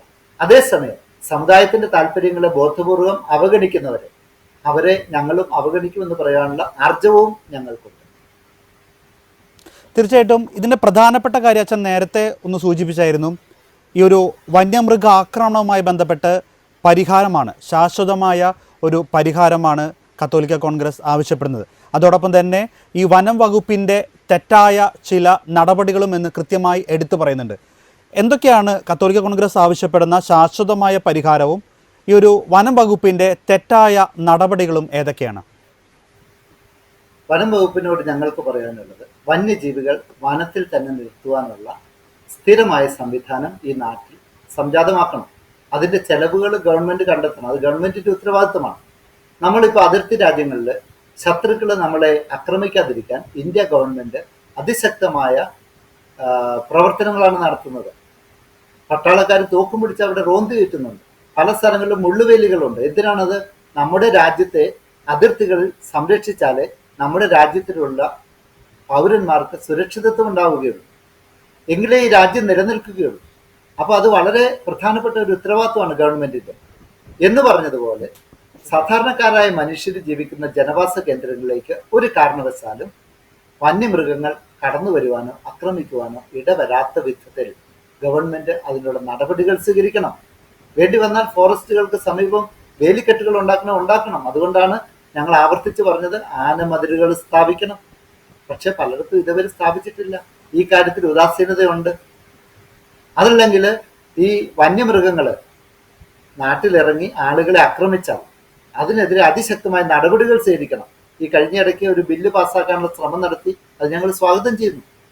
അത് അത്തരം കാര്യങ്ങൾ ഇത്രയും താമസിക്കേണ്ടിയിരുന്നില്ല, നേരത്തെ ചെയ്യേണ്ടതായിരുന്നു. എങ്കിലും സാരമില്ല, അത് അത്തരം നടപടികൾ എടുത്ത് ഗവൺമെന്റിന്റെ ഭാഗത്ത് നിന്ന് പൗരന്മാർക്ക് സുരക്ഷിതത്വം ഉറപ്പാക്കുന്ന നടപടികൾ ഇനിയും തുടരണമെന്നാണ് ഞങ്ങൾക്ക് പറയാനുള്ളത്. ഏതെങ്കിലും കാരണവശാൽ ആരെങ്കിലും വന്യജീവികളുടെ ആക്രമണം മൂലം മരിക്കുകയോ അപകടത്തിൽപ്പെടുകയോ ചെയ്താൽ അവർക്ക് കൃത്യമായി നഷ്ടപരിഹാരം നൽകണം. നാമമാത്രമായ ഒരു പൈസ കൊടുത്ത് അവരെ പറ്റിക്കുകയല്ല ചെയ്യേണ്ടത്. അവർക്ക് ജീവിക്കുവാൻ ആവശ്യമുള്ള, ഇനി ആരെങ്കിലും ഒരു കുടുംബത്തിൽ നിന്ന് മരിച്ചു പോയാൽ ബാക്കിയുള്ള കുടുംബാംഗങ്ങൾക്ക് ജീവിക്കുവാൻ ആവശ്യമായ രീതിയിലുള്ള നഷ്ടപരിഹാരം കൊടുക്കണം. ആ കുടുംബത്തിൽ നിന്ന് ഒരാൾക്ക് ഗവൺമെന്റ് ജോലി കൊടുക്കണം. ഈ കാര്യങ്ങളൊക്കെ ഗവൺമെന്റ് ചെയ്യാവുന്നതേ ഉള്ളൂ. അതാണ് ഞങ്ങൾ ആവശ്യപ്പെടുന്നത്. ഈ ഒരു കാര്യത്തിൽ വെച്ചാൽ നേരത്തെ കഴിഞ്ഞ ദിവസമാണ്, ഇന്നലെയാണ് നിയമസഭ വന്യജീവി ആക്രമണവുമായി ബന്ധപ്പെട്ടുള്ള ആ ഒരു നിയമം പാസ്സാക്കിയത്. ഇനി അത് രാഷ്ട്രപതി ഒപ്പിടാനായിട്ട് അത് പോവുകയാണ്. രാഷ്ട്രപതി അത് ഒപ്പിട്ടാൽ അത് നിയമമായി മാറും. അപ്പോൾ അത് ഈ ഒരു ശാശ്വത പരിഹാരം, നേരത്തെ നമ്മൾ ആവശ്യപ്പെട്ട ആ ശാശ്വത പരിഹാരത്തിൽ ആകുമോ ഈ ഒരു ബില്ല്? ആ ബില്ലിനെ നമ്മൾ ശരിക്കും നിശ്ചിതമായിട്ട് അവധാനപൂർവ്വം പഠിക്കേണ്ടതുണ്ട്. ഒരു വന്യജീവി ഇറങ്ങി നാശനഷ്ടം ഉണ്ടാക്കിയാൽ അതിനെ വെടിവെച്ച് കൊല്ലുവാൻ ആർക്കാണ് അവകാശമുള്ളത്? ചീഫ് വൈൽഡ് ലൈഫ് വാർഡനാണ്. അദ്ദേഹത്തെ വിവരം അറിയിച്ച് അനുവാദം കൊണ്ട് വരുമ്പോഴത്തേനും ഈ വന്യജീവി പരമാവധി ആളുകളെ കൊല്ലുകയും അതുപോലെ നാശനഷ്ടങ്ങൾ വരുത്തുകയും ചെയ്യും. അതുകൊണ്ട് നിയമത്തിന്റെ നൂലാവാലകളിൽ പെടാതെ വളരെ സുതാര്യമായ നിയമങ്ങളാണ് ഇവിടെ സ്ഥാപിക്കപ്പെടേണ്ടത്.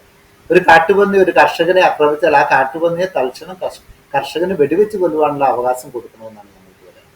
അതുമാത്രമല്ല, വെടിവെച്ച് കൊന്ന് ഈ കാട്ടുപന്നിയെ പിന്നെ കുഴിച്ചിടണം എന്ന് പറയുന്നത് എന്താ കാര്യം? ആ കാട്ടുപന്നിയെ ഭക്ഷിക്കാനുള്ള സംവിധാനം ആർക്കെങ്കിലും താല്പര്യം കൊടുക്കണം, നഷ്ടം വരുത്തരുത്. ഗവൺമെന്റ് അതിനുള്ള വഴി കണ്ടെത്തരുത്, അതിന്റെ പൈസ ഗവൺമെന്റ് എടുത്തോട്ടെ. പക്ഷേ നമ്മൾ നീതിക്ക് നിരക്കുന്ന അല്ലെങ്കിൽ യുക്തിക്ക് നിരക്കുന്ന തീരുമാനങ്ങളാണ് എടുക്കേണ്ടത്. ഈ നാട്ടിലെ ഒരു ലോക്കൽ പ്രദേശത്ത് നടക്കുന്ന സംഭവത്തിന് തിരുവനന്തപുരത്ത് പോയി അനുവാദം മേടിക്കുന്ന നടക്കുന്ന കാര്യമല്ല. കളക്ടറെ കണ്ട് അനുവാദം മേടിച്ചുകൊണ്ട് വരാൻ കാലതാമസം എടുക്കും. ഓരോ പഞ്ചായത്തിലും അതിൻ്റെ സംവിധാനം ചെയ്യാം. കർഷകന്റെ കൃഷിഭൂമിയിൽ ഇറങ്ങുന്ന കാട്ടുമൃഗങ്ങളെ കർഷകന് തന്നെ അകറ്റുവാനുള്ള വഴികൾ ഇവിടെ ഉണ്ടാക്കണം. അതിനുള്ള സംവിധാനം ചെയ്യണം. ആര് പോയി കാട്ടിൽ കയറി കാട്ടുമൃഗങ്ങളെ ആക്രമിച്ച് കൊലപ്പെടുത്തി അതിന്റെ മാംസം ഭക്ഷിക്കണമെന്നല്ല ഞങ്ങൾ പറയുന്നത്. അത് ഗവൺമെന്റ് തീർച്ചയായിട്ടും എതിർക്കണം. പക്ഷേ ഈ ജനവാസ കേന്ദ്രത്തില് ജനങ്ങൾക്കാണ് പ്രാധാന്യം. ജനത്തിന്റെ ജീവനും സ്വത്തിനും സുരക്ഷിതത്വം കൊടുക്കണം. ആ ഒരു വിഷയത്തിൽ ഈ ഒരു നിയമവുമായി ബന്ധപ്പെട്ട് ഇപ്പോൾ ഒരു ജീവി അത് നാട്ടിലിറങ്ങി ആളുകൾക്ക് ജീവഹാനി സംഭവിച്ചാൽ അല്ലെങ്കിൽ മനുഷ്യരെ ആക്രമിച്ചാൽ മാത്രമാണ് അതിനെ ആക്രമിക്കാനും തിരിച്ചു വെടിവെച്ച് കൊല്ലുവാനുമുള്ള നടപടികൾക്കായിട്ട് ഈ ബില്ല് അതുമായി ബന്ധപ്പെട്ട നിയമങ്ങളായിട്ട് മുന്നോട്ട് പോകുന്നുള്ളൂ. അപ്പോഴും ഈ കാട്ടിൽ കിടക്കുന്ന കാട്ടുമൃഗങ്ങളെ നാട്ടിലേക്ക് ഇറങ്ങാതിരിക്കാനുള്ള കാര്യങ്ങളെക്കുറിച്ച് അതിൽ ചെയ്യുന്നുണ്ടോ എന്ന് കൃത്യമായിട്ട് പറയുന്നില്ല. ഇപ്പോൾ വന്നിരിക്കുന്ന റിപ്പോർട്ട് അനുസരിച്ച് നമുക്കൊന്നും ലഭ്യമല്ല. അപ്പോൾ അത്തരത്തിൽ ഒരു വ്യക്തിയുടെ ജീവൻ നഷ്ടപ്പെട്ടതിന് ശേഷം ആ മൃഗത്തെ കൊന്നതുകൊണ്ട് അല്ലെങ്കിൽ അതുമായി ബന്ധപ്പെട്ട കാര്യങ്ങൾ മുന്നോട്ട് പോയതുകൊണ്ട് മനുഷ്യജീവൻ ഇപ്പോഴും വില കൽപ്പിക്കാത്തൊരവസ്ഥയില്ലേ? തീർച്ചയായും ഒരു കാട്ടുമൃഗം വന്നിട്ട് അത് അടുത്ത നിമിഷത്തിൽ എന്താണ് ചെയ്യുന്നത് എന്ന് നമുക്ക് അറിഞ്ഞുകൂടാ. അതിന് മനുഷ്യനുള്ള പോലെ വിശേഷ ബുദ്ധിയില്ല. അവൻ ചിലപ്പോൾ ഉപദ്രവിക്കാൻ, ചിലപ്പോൾ ഉപദ്രവിക്കാതെ വിട്ടേക്കാം. കഴിഞ്ഞ ദിവസം ഇവിടെ ഒരു ഈ സമീപ പ്രദേശത്ത് ഒരു കടുവയോ പുലിയോ കണ്ടിറങ്ങി ഒരാൾ പാഞ്ഞ് മരത്തിൽ കയറിയിരുന്നു. ഭാഗ്യത്തിന് ഈ കടുവ ആക്രമിച്ചില്ല. കാരണം കടുവ അതിന് മുമ്പ് കാട്ടുപന്നിയെ കണ്ട് കൊന്നു തിന്ന് വിശപ്പ് മാറി ഇരിക്കുകയായിരുന്നു. ഇനി അതിന് വിശക്കുന്നുണ്ടായിരുന്നു ഈ മനുഷ്യനെ ഭക്ഷിക്കുമായിരുന്നു എന്നുള്ള വലിയ വിപത്ത് നമ്മുടെ മുമ്പിൽ നിൽക്കുകയാണ്. അപ്പൊ ഈ കാട്ടുമൃഗങ്ങൾ എന്താണ് ചെയ്യുന്നതെന്ന് ഊഹിക്കാൻ നമുക്ക് സാധിക്കുകയാണ്. അതുകൊണ്ട് വിശേഷ ബുദ്ധിയുള്ള മനുഷ്യര്, വളരെ പ്രത്യേകിച്ചും വിശേഷ ബുദ്ധിയുള്ള സാമാജികരും മന്ത്രിമാരും അത് മനസ്സിലാക്കി അതിനനുസരിച്ചുള്ള നിയമങ്ങൾ ഉണ്ടാക്കണമെന്നാണ് ഞങ്ങൾക്ക് പറയാനുള്ളത്. ഒപ്പം അടുത്തൊരു വിഷയം എന്ന് പറയുന്നത് JB കൊച്ചി കമ്മീഷൻ റിപ്പോർട്ടുമായി ബന്ധപ്പെട്ടാണ്. എനിക്കൊന്ന് വർഷങ്ങൾ ആവുന്നു JB കൊച്ചി കമ്മീഷൻ റിപ്പോർട്ട് ഇതുവരെ പുറത്തുവിട്ടിട്ടില്ല. അപ്പോൾ ഇന്ന് പിതാക്കന്മാരും കത്തോലിക്ക കോൺഗ്രസ് പോലുള്ള സമുദായ സംഘടനകളുമെല്ലാം ആവർത്തിച്ച് ആവശ്യപ്പെട്ടിട്ടും ഇതുവരെയും JB കൊച്ചി കമ്മീഷൻ റിപ്പോർട്ട് മന്ത്രിമാരുടെ ടേബിളിൽ നിന്നോ ഡിപ്പാർട്ട്മെൻറ്റ് ടേബിളിൽ നിന്ന് അനങ്ങിയിട്ടില്ല എന്ന് തന്നെയാണ് പറയാനുള്ളത്. JB കൊച്ചി കമ്മീഷൻ റിപ്പോർട്ട് പ്രസിദ്ധീകരിക്കുക എന്നത് ഈ ഒരു കത്തോലിക്ക കോൺഗ്രസിൻ്റെ ഈ ഒരു അവകാശ സംരക്ഷണ യാത്രയുടെ പ്രധാനപ്പെട്ട ഒരു ആവശ്യവുമാണ്. എന്തുകൊണ്ടാണ് ഇത് പുറം ലോകം കാണാത്തത്? ഇതിന് പിന്നിലെ രാഷ്ട്രീയ ലക്ഷ്യം എന്താണ്? JB കോശി കമ്മീഷന്റെ റിപ്പോർട്ടിനെ കുറിച്ച് പറഞ്ഞാൽ അത് വളരെ ശാസ്ത്രീയമായി പഠിച്ച് അവതരിപ്പിച്ച റിപ്പോർട്ടായിട്ടാണ് ഞാൻ മനസ്സിലാക്കുന്നത്. ഞാൻ തന്നെ കത്തോലിക്ക കോൺഗ്രസിന്റെ നേതൃത്വത്തിൽ ബഹുമാനപ്പെട്ട ജസ്റ്റിസ് JB കോശി സാറിനെ കണ്ണൂർ ഗസ്റ്റ് ഹൗസിൽ പോയി കാണുകയും നിവേദനം കൊടുക്കുകയും ഞാൻ ഓർക്കുന്നുണ്ട്. അദ്ദേഹം സമൂഹത്തിന്റെ വിവിധ തലങ്ങളിൽ നിന്ന്, എല്ലാ ക്രൈസ്തവ വിഭാഗങ്ങളിൽ നിന്നും ക്രൈസ്തവരെ അനുഭവിക്കുന്ന വിവിധങ്ങളായ പിന്നോക്ക അവസ്ഥയെക്കുറിച്ച് കൃത്യമായി അന്വേഷിച്ച് പഠിച്ച് ശാസ്ത്രീയമായിട്ടാണ് റിപ്പോർട്ട് സമർപ്പിച്ചത്. അദ്ദേഹം മാത്രമല്ല, ആ കൂട്ടത്തിൽ റിട്ടയർഡ് DGP ഉണ്ടായിരുന്നു, ഒരു IAS കാരനുണ്ടായിരുന്നു. അവരൊക്കെ വളരെ പരിണിതപ്രജ്ഞരായ ആളുകളായിരുന്നു. അവർ സമർപ്പിച്ച ഈ റിപ്പോർട്ട് എന്തുകൊണ്ട് ഇതുവരെ പൂർണ്ണമായി പ്രസിദ്ധീകരിക്കുന്നില്ല എന്ന് ചോദിച്ചാൽ അതിന് പിന്നിൽ ആരുടെയൊക്കെയോ തൽപര കക്ഷികളുടെ പ്രവർത്തനമുണ്ട് അല്ലെങ്കിൽ സ്വാധീനമുണ്ട് എന്ന് സംശയിച്ചാൽ നമുക്ക് കുറ്റം പറയാൻ സാധിക്കുമോ? ആ കാര്യം ഗവൺമെന്റ് വളരെ ഗൗരവമായിട്ട് എടുക്കണമെന്നാണ് എനിക്ക് പറയാനുള്ളത്. ക്രൈസ്തവരായ ആളുകളെ സംബന്ധിച്ചിടത്തോളം അവർക്ക് പല വിധത്തിലുള്ള സാമ്പത്തിക ബുദ്ധിമുട്ട് അനുഭവപ്പെടുന്നുണ്ട്, മറ്റു തരത്തിലുള്ള പിന്നോക്കാവസ്ഥ അനുഭവപ്പെടുന്നുണ്ട്. അവരെ സംരക്ഷിക്കണമെന്നാണ് ഞങ്ങൾക്ക് പറയാനുള്ളത്. ഈ സംവരണത്തിന്റെ കാര്യം പറഞ്ഞാൽ, എനിക്ക് വ്യക്തിപരമായി പറഞ്ഞാൽ സാമ്പത്തികമായ സംവരണമാണ് ശരിക്കും ഇവിടെ വേണ്ടത്. ഈ ജാതി മതത്തിന്റെ ഒക്കെ പേരിലുള്ള സംവരണത്തെക്കാൾ സാമ്പത്തികമായി ഏത് ജാതിയിൽപ്പെട്ടവര് ബുദ്ധിമുട്ട് അനുഭവിക്കുന്ന അവർക്ക് സംവരണം കൊടുക്കുകയും അവരെ കൈപിടിച്ചുയർത്തുകയാണ് ചെയ്യേണ്ടത്. സത്യത്തിൽ നമ്മൾ ഇപ്പോഴും പഴയ കാലഘട്ടത്തിലാണ് ജീവിക്കുന്നത്. പിന്നോക്കാവസ്ഥയിൽ നിൽക്കുന്ന അവഗണിക്കപ്പെടുന്ന ആളുകൾ ഏത് മതത്തിൽപ്പെട്ടവരാണെങ്കിലും അവരെ സംരക്ഷിക്കണം. കത്തോലിക്ക കോൺഗ്രസിന്റെ ആളുകൾ ക്രൈസ്തവർക്ക് വേണ്ടി വാദിക്കുമ്പോൾ ഒരിക്കലും അത് മറ്റുള്ളവർക്കെതിരല്ല. മറ്റ് ആളുകൾക്ക് ലഭിക്കുന്ന അവകാശങ്ങളെക്കുറിച്ച് ഞങ്ങൾക്ക് അസൂയയോ വിദ്വേഷമോ ഒന്നുമില്ല. അവർക്ക് ലഭിക്കട്ടെ. പക്ഷേ ന്യൂനപക്ഷങ്ങളായി ക്രൈസ്തവർക്കും ലഭിക്കേണ്ട അവകാശങ്ങൾ ലഭിക്കണം. അത് തമസ്കരിച്ചുകൊണ്ട് ചില പ്രത്യേക വിഭാഗങ്ങൾക്ക് മാത്രമായി കൊടുക്കുമ്പോഴാണ് ഇവിടെ പ്രതിഷേധവും അസ്വസ്ഥതയും ഉണ്ടാകുന്നത്. അതെപ്പോഴും അങ്ങനെയാണല്ലോ. തിരിച്ചു വ്യത്യാസം നമ്മൾ കാണിക്കാൻ പാടില്ല. ഒരു വീട്ടില് 7 കുട്ടികളുണ്ടെങ്കിൽ ആ 7 കുട്ടികളോട് മാതാപിതാക്കളെ ഒരുപോലെ സ്നേഹം കാണിക്കണമെന്നാണ് നമ്മൾ ആവശ്യപ്പെടുന്നത്. അല്ലെങ്കിൽ അത് തിരിച്ചു വ്യത്യാസമായി പോകും. എന്ന് പറഞ്ഞതുപോലെ ഗവൺമെന്റ് ഇവിടെയുള്ള എല്ലാ വിഭാഗങ്ങളെയും തുല്യമായി പരിഗണിക്കണം. അതിൽ തന്നെ സാമ്പത്തികമായി ബുദ്ധിമുട്ട് അനുഭവിക്കുന്നവരെ ഉയർത്തിക്കൊണ്ടുവരുവാൻ ഗവൺമെന്റ് ഒരു കൈ കൊടുക്കേണ്ടത് ആവശ്യമാണ്. അതുകൊണ്ട് ഈ കാര്യങ്ങൾ ഞങ്ങൾ വളരെ കൃത്യമായിട്ട് പറഞ്ഞു വയ്ക്കുന്നത്. അതോടൊപ്പം വിദ്യാഭ്യാസ രംഗത്തെ അവഗണനയും അതോടൊപ്പം തന്നെ കടന്നുകയറ്റവും, സർക്കാരിൻ്റെ കടന്നുകയറ്റവും അവസാനിപ്പിക്കണമെന്നൊരു ആവശ്യം കത്തോലിക്ക കോൺഗ്രസ് ഉന്നയിക്കുന്നു. ഏത് തരത്തിലുള്ള അവഗണനയും അല്ലെങ്കിൽ കടന്നുകയറ്റവുമാണ് ന്യൂനപക്ഷ വിദ്യാഭ്യാസ ക്രൈസ്തവ സ്ഥാപനങ്ങൾക്കെതിരെ സർക്കാർ ഭാഗത്തു നിന്നും ഉണ്ടാകുന്നത്? വിദ്യാഭ്യാസത്തിന്റെ കാര്യം ഞാൻ പറയുന്നതിന് മുമ്പ് ഒരു കാര്യം കൂടെ പറയാൻ ആഗ്രഹിക്കുകയാണ്. ഈ ന്യൂനപക്ഷങ്ങളുടെ അവകാശങ്ങളെ കുറിച്ച് പറയുന്നത്, ഈ കേരള സർക്കാരിന് ഒരു ന്യൂനപക്ഷ കമ്മീഷൻ, ഈ ന്യൂനപക്ഷ കമ്മീഷന്റെ ചെയർമാൻ ഏതെങ്കിലും ഒരു ന്യൂനപക്ഷത്തിൽ നിന്ന് വന്നാൽ അതിൻ്റെ അടുത്ത വൈസ് ചെയർമാൻ സ്ഥാനം മറ്റൊരു ന്യൂനപക്ഷത്തിൽ നിന്നായിരിക്കണം എന്നാണ് പറഞ്ഞിരിക്കുന്നത്. ഉദാഹരണത്തിന് മുസ്ലിം ന്യൂനപക്ഷത്തിൽ നിന്നാണ് ഇതിൻ്റെ ചെയർമാനെങ്കിൽ വൈസ് ചെയർമാൻ ക്രൈസ്തവ ന്യൂനപക്ഷത്തിൽ നിന്ന് മറ്റൊരു ന്യൂനപക്ഷത്തിൽ നിന്നായിരിക്കണം. ഈ നിയമം അടുത്ത കാലത്ത് മാറ്റിയെന്നാണ് ഞാൻ മനസ്സിലാക്കുന്നത്. എന്തുകൊണ്ട് ഇവിടെ ക്രൈസ്തവർക്ക് ഈ ചെയർമാൻഷിപ്പ് കൊടുക്കുന്നില്ല? മറ്റുള്ളവർക്ക് കൊടുക്കുന്നതിനെയല്ല ഞാൻ വിമർശിക്കുന്നത്. നമുക്ക് ഒരിക്കലും ലഭിക്കാത്തൊരു സ്ഥിതി ഇവിടെയുണ്ട്. ന്യൂനപക്ഷ വിഭാഗത്തിന്റെ മന്ത്രി തന്നെ അത് തീരുമാനിക്കുകയും ഒരേ വിഭാഗത്തിൽപ്പെട്ടവർക്ക് എല്ലാ സ്ഥാനങ്ങളും കൊടുക്കുകയും ചെയ്യുമ്പോൾ ഇവിടെ നീതി നടപ്പിലാകുന്നില്ല എന്നത് തുറന്നു പറയേണ്ടത്. അത് മറ്റൊരു വിഭാഗത്തിന് എതിരായിട്ടുള്ളതല്ല, ഗവൺമെന്റ് ചെയ്യേണ്ട ഉത്തരവാദിത്വം ചെയ്യാതിരിക്കുന്നതുകൊണ്ടാണ്. നമ്മൾ ഇടുങ്ങിയ ചിന്താഗതിയുള്ളവരാകാതെ മറ്റുള്ളവരെയും കൂടി പരിഗണിക്കുന്നവരാകണമെന്നാണ് ക്രൈസ്തവരായ ഞങ്ങൾക്ക് പറയാനുള്ളത്. ഈ ഇന്നത്തെ പ്രത്യേക സിറ്റുവേഷനിൽ നിങ്ങൾ നോക്കിയാൽ മതി, ന്യൂനപക്ഷ കമ്മീഷനിൽ ആരൊക്കെയാണ് അംഗങ്ങൾ, ഏത് വിഭാഗക്കാരൊക്കെയാണ് അംഗങ്ങൾ, അത് തീർച്ചയായിട്ടും പുനഃപരിശോധിക്കണമെന്നാണ് ഞങ്ങൾക്ക് ആവശ്യപ്പെടാറ്. പിന്നെ വിദ്യാഭ്യാസ രംഗത്ത്, വിദ്യാഭ്യാസം എന്ന് പറയുന്നത് സത്യത്തിൽ ഗവൺമെന്റിന്റെ ഉത്തരവാദിത്വമാണ്. ഈ നാട്ടിലെ ഗവൺമെന്റിന് അവരുടെ ചെലവിൽ സ്കൂളുകൾ സ്ഥാപിച്ച് ഈ നാട്ടിലെ പൗരന്മാർക്ക്, കുട്ടികൾക്ക് വിദ്യാഭ്യാസം കൊടുക്കേണ്ട ഉത്തരവാദിത്വമുണ്ട്. അത് ഗവൺമെന്റിന് തന്നെ സാധിക്കാത്തത് കൊണ്ട് കൂടിയാണ് ഈ ന്യൂനപക്ഷങ്ങളിലെ ആളുകളും വിദ്യാഭ്യാസ സ്ഥാപനങ്ങൾ തുടങ്ങിയിരിക്കുന്നത്. അതുമാത്രമല്ല, ന്യൂനപക്ഷങ്ങൾക്ക് ഗവൺമെന്റ് കൊടുക്കുന്ന അവകാശം കൂടിയാണ് ന്യൂനപക്ഷങ്ങളിലെ വിഭാഗത്തിൽപ്പെട്ട ആളുകൾക്ക് അവർക്ക് വിദ്യാഭ്യാസ സംവിധാനം ഒരുക്കാൻ ന്യൂനപക്ഷ മാനേജ്മെന്റുകൾക്കുള്ള അവകാശം, അത് ഭരണഘടനാപരമായി ലഭിച്ചിരിക്കുന്ന അവകാശമാണ്. ആ അവകാശം ഗവൺമെന്റ് പല കാരണങ്ങൾ പറഞ്ഞ് കവർന്നെടുക്കുന്നതായി നമ്മൾ കഴിഞ്ഞ കാലഘട്ടങ്ങളിൽ കാണുന്നു. വളരെ നാമമാത്രമായ ഒരു തുകയാണ് ഈ ബിൽഡിങ്ങുകൾക്ക് ഗവൺമെന്റ് കൊടുക്കുന്നത്. അതുകൊണ്ടൊന്നും ഇവിടെ ഒരു ബിൽഡിങ് നമുക്ക് ഉണ്ടാക്കാനോ അത് സംരക്ഷിക്കാനോ സാധിക്കുകയില്ല. മെയിൻ്റനൻസ് ഗ്രാന്റ് എന്നൊക്കെ പറയുന്നത് എത്രയാണ് നിങ്ങൾ അന്വേഷിച്ചറിയാം. വളരെ വളരെ മീഗറായിട്ടുള്ള ഒരു എമൗണ്ട് ആണ് കൊടുക്കുന്നത്. അതുപോലെ അധ്യാപക നിയമനത്തിന്റെ വിഷയങ്ങൾ ഇപ്പോൾ ഗവൺമെന്റിന്റെ പ്രതിനിധി അടക്കമുള്ളവരിരുന്നാണ് ഈ അധ്യാപക നിയമനം നടത്തുന്നത്. അതുമാത്രമല്ല, ഈ സമീപ കാലഘട്ടത്തിൽ ഭിന്നശേഷി വിഭാഗത്തിൽപ്പെട്ടവർക്ക് ഇത്ര ശതമാനം നിയമനം കൊടുക്കണമെന്ന ഒരു കോടതി വിധി ഉണ്ടായി എന്നാണ് ഞാൻ മനസ്സിലാക്കുന്നത്. ബഹുമാനപ്പെട്ട കോടതിയുടെ വിധി അംഗീകരിക്കാൻ ഞങ്ങൾ തയ്യാറാണ്. ഗവൺമെന്റാണ് ആ ലിസ്റ്റ് തരേണ്ടത്. ഭിന്നശേഷി വിഭാഗത്തിൽപ്പെട്ട അർഹരായ ആളുകളുടെ ലിസ്റ്റ് ഗവൺമെന്റ് തരാതെ മറ്റുള്ളവരുടെ നിയമനം കൂടി തടയുന്നതിലുള്ള അനീതിയാണ് ഞങ്ങൾ തുറന്നു കാണിക്കുന്നത്. 16,000-ഓളം അധ്യാപകരുടെ നിയമനങ്ങൾ ഈ കേരള സംസ്ഥാനത്തിൽ ക്രൈസ്തവ മാനേജ്മെന്റുകളിൽ നിന്ന് ലഭ്യമാക്കാനുണ്ട്. അത് ഗവൺമെന്റ് ചെയ്തു കൊടുക്കാത്തത് കൊണ്ട് എത്രയോ കുടുംബങ്ങളാണ് ഇന്ന് ദുരിതത്തിലായിരിക്കുന്നത്. ഒരു അധ്യാപകൻ എന്നോട് നേരിട്ട് പറഞ്ഞാണ്, അച്ഛാ, ഞങ്ങൾ സ്കൂളിൽ പഠിപ്പിച്ചതിന് ശേഷം വേറെ ഏതെങ്കിലും സ്ഥലത്ത് പോയി കൂലിപ്പണിയും കൂടെ എടുത്താലേ ഞങ്ങളുടെ കുടുംബം പുലർത്താൻ സാധിക്കുന്നുള്ളൂ.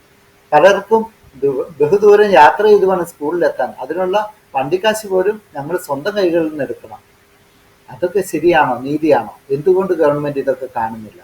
ഇത് പറയുമ്പോൾ ധാർഷ്ട്യത്തോടെയുള്ള മറുപടികളും നിലപാടുകളും ഗവൺമെന്റ് സ്വീകരിച്ചാൽ അത് ശരിയല്ല എന്ന് പറയാനുള്ള ആർജവം ഞങ്ങൾക്കുണ്ട്. പഴയ കാലത്തെ കാര്യങ്ങളൊക്കെ പറഞ്ഞ് ഭയപ്പെടുത്താനുള്ള ശ്രമം, അതൊന്നും ഒരു മന്ത്രിക്കോ അതുപോലെ ഉത്തരവാദിത്തപ്പെട്ട സ്ഥാനങ്ങളിരിക്കുന്നവർക്കോ യോജിച്ചതല്ല എന്ന് സ്നേഹബുദ്ധിയ ഞങ്ങൾക്ക് പറഞ്ഞു തരുവാനുള്ളൂ.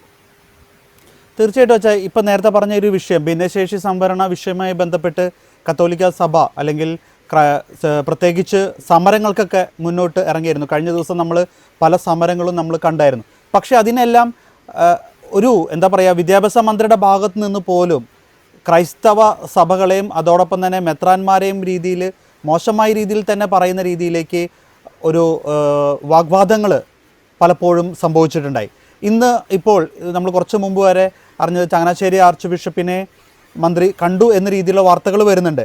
പക്ഷേ ആ സംസാരിച്ച കാര്യങ്ങൾ, അതായത് സഭയ്ക്കെതിരെ കേരളത്തിലെ ഇത്രമാത്രം വിദ്യാഭ്യാസ മേഖലകളിൽ മുന്നേറ്റം കൊണ്ടുവന്ന ക്രൈസ്തവ സഭയ്ക്കെതിരെ ഒരു യുദ്ധത്തിനെന്ന രീതിയിൽ തന്നെ വിദ്യാഭ്യാസ വകുപ്പ് മുന്നിട്ടിറങ്ങിയത്, അത് എത്രത്തോളം ഈ ഒരു കാലത്ത് ക്രൈസ്തവരുടെ മനസ്സിലും അല്ലെങ്കിൽ സഭയുടെ മനസ്സിലും വലിയൊരു മുറിവുണ്ടാക്കി? തീർച്ചയായും അത് വലിയ മുറിവാണ് ഉണ്ടാക്കുന്നത്. നമ്മൾ എന്തിനാണ് ഈ കാര്യങ്ങൾ പറയുന്നവരെ ഇങ്ങനെ വലിയ അധിക്ഷേപ വാക്കുകൾ കൊണ്ട് മോശമായി സംസാരിച്ചുകൊണ്ട് അവരെ ഇകഴ്ത്തി കാണിക്കുന്നത്? അതൊന്നും ഒരു ശരിയായ രീതിയാണ്.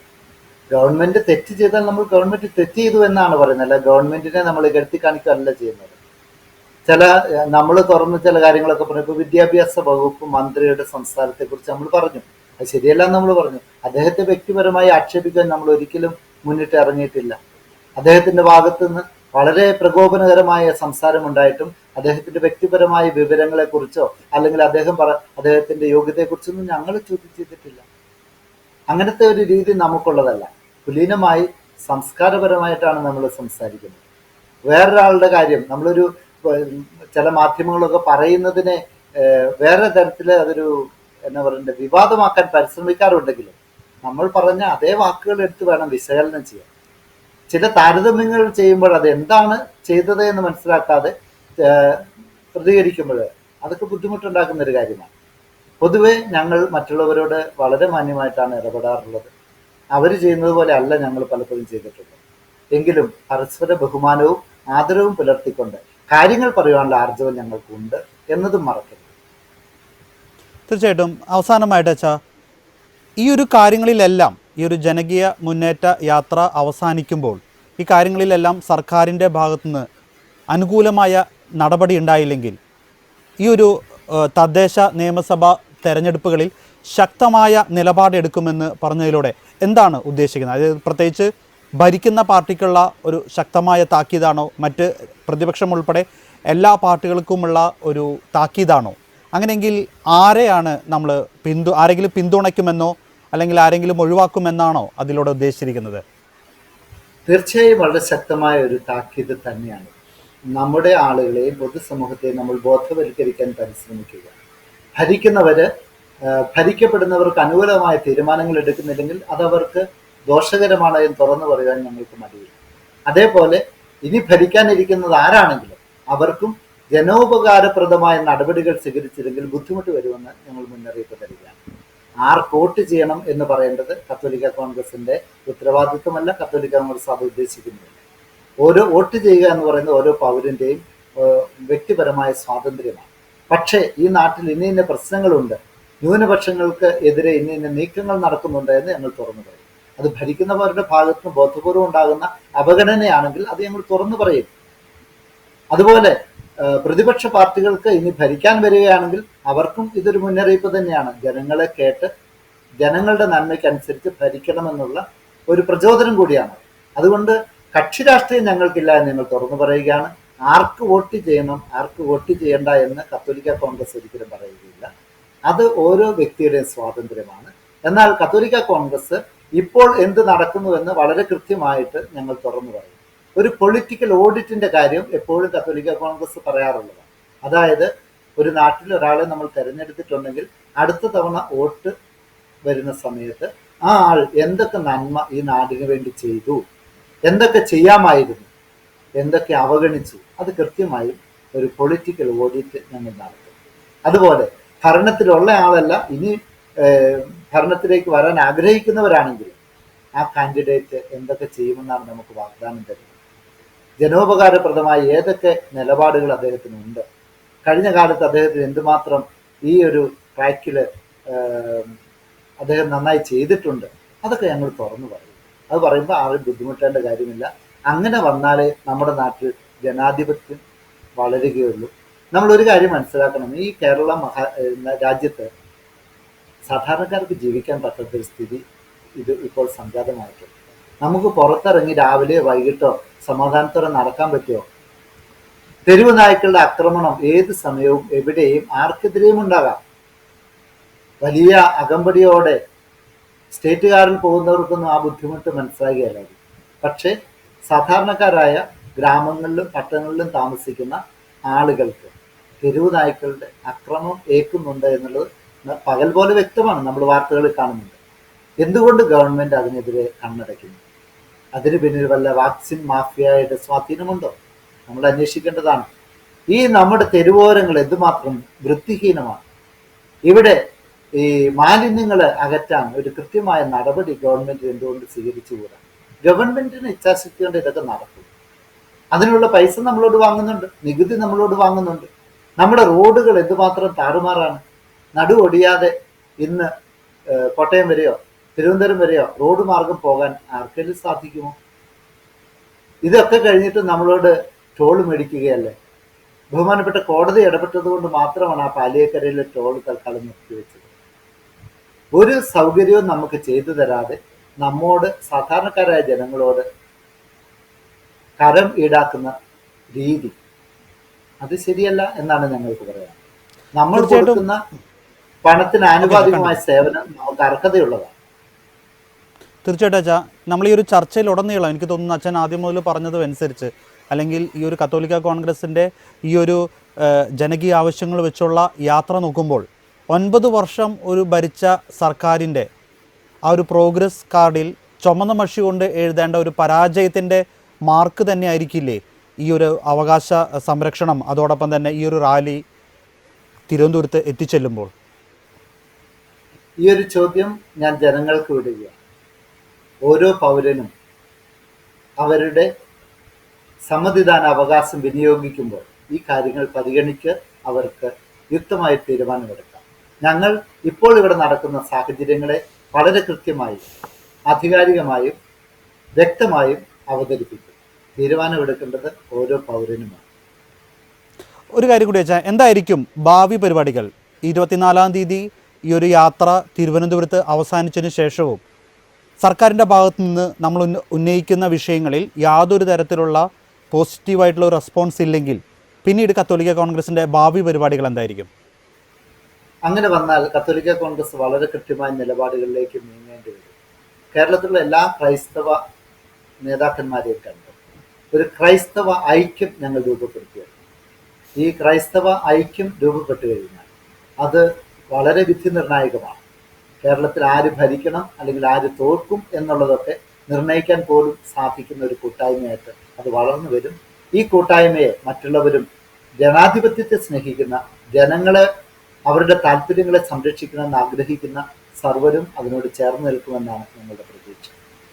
തീർച്ചയായിട്ടും അച്ഛാ, ഒരു സംഘടിത ശക്തിയായിട്ട് നേരത്തെ അച്ഛൻ പറഞ്ഞതുപോലെ തന്നെ, കാരണം സീറോ മലബാർ സഭയുടെ സാമുദായിക സംഘടനയാണ് കത്തോലിക്ക കോൺഗ്രസ് എങ്കിലും കത്തോലിക്ക കോൺഗ്രസ് നടത്തുന്ന ഈ ഒരു അവകാശ സംരക്ഷണ റാലിയിൽ ഉന്നയിക്കുന്ന വിഷയങ്ങളെല്ലാം അതൊരു സീറോ മലബാർ വിശ്വാസിയെ അല്ലെങ്കിൽ ആ സമുദായ വിശ്വാസിയെ സംബന്ധിക്കുന്ന വിഷയം മാത്രമല്ല, അത് കേരളത്തിലെ ലത്തീൻ സമുദായത്തിലെ ആയാലും മലങ്കര ആയാലും ഇനി ഇതര കത്തോലിക്ക സഭകളിൽപ്പെട്ട ആളുകളെ പോലും ബാധിക്കുന്ന പല വിഷയങ്ങളിലുമാണ് കത്തോലിക്ക കോൺഗ്രസ് കാസർഗോഡ് മുതൽ തിരുവനന്തപുരം വരെ ഈ ഒരു അവകാശ സംരക്ഷണ റാലി നടത്തുന്നത്.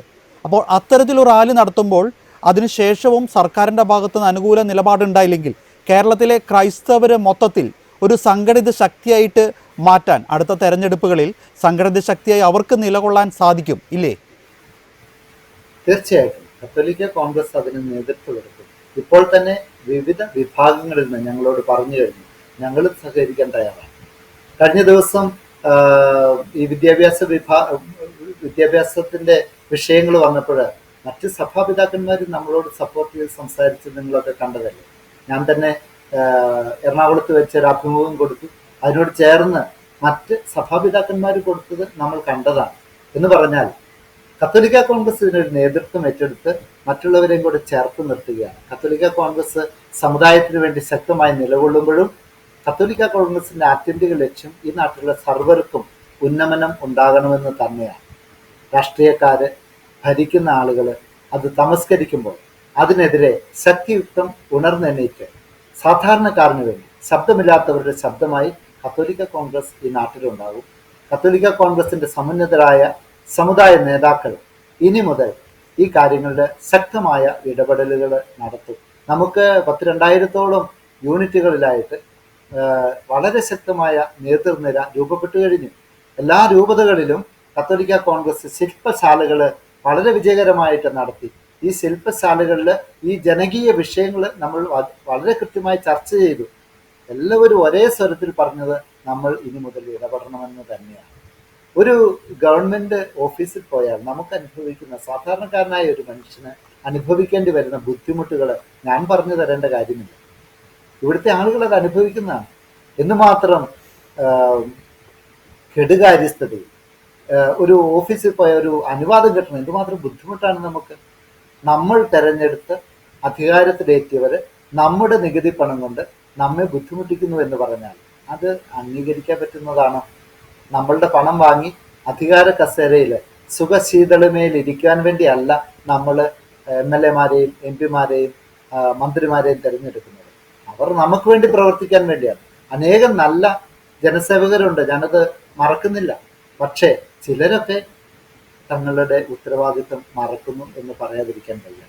ഒരുപാട് നന്ദി. ഈ ഒരു അവകാശ സംരക്ഷണ ജാഥയുടെ സന്ദേശവും ലക്ഷ്യവുമെല്ലാം അച്ഛൻ വളരെ കൃത്യമായി നമ്മുടെ പ്രേക്ഷകർക്ക് പറഞ്ഞു കൊടുത്തു. ഒപ്പം ഈ കത്തോലിക്ക കോൺഗ്രസിൻ്റെ ഈ ഒരു അവകാശ സംരക്ഷണ യാത്രയ്ക്ക് ഗുഡ്നസ് ടിവിയുടെ എല്ലാവിധ പിന്തുണയും ആശംസകളും നേരുകയാണ്. ഒരുപാട് നന്ദി അച്ഛ. നേർക്കാഴ്ചയുടെ ഇന്നത്തെ എപ്പിസോഡ് ഇവിടെ പൂർണ്ണമാകുകയാണ്. വീണ്ടും മറ്റൊരു വിഷയമായി നമുക്ക് അടുത്ത ആഴ്ച കാണാം. നന്ദി.